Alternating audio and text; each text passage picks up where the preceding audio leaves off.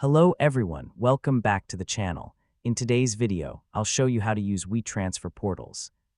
Portals let you create a branded upload page where clients, teammates, or customers can securely send files directly to you. Let's get started. First, open your web browser and go to the WeTransfer website. Sign in to your WeTransfer account. Please note that Portals is a premium feature, so you'll need an eligible paid plan to use it. After logging in, open your dashboard and look for the *portals * section.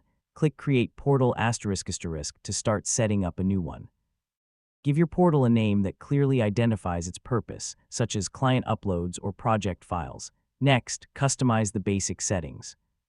You can add a welcome message so visitors know what files to upload and include simple instructions if needed. This makes the upload process easier for anyone using your portal. You can also choose who is allowed to upload files. Depending on your account features, you may be able to add security options like password protection or email verification to help keep your uploads secure. Once everything looks good, save your portal. WeTransfer will generate a unique link that you can copy and share with your clients, coworkers, or team members. Anyone with permission can open the link and upload files directly to your portal without sending large email attachments. After files are uploaded, you'll be able to access them from your WeTransfer account, making it easy to review, download, and manage everything in one place.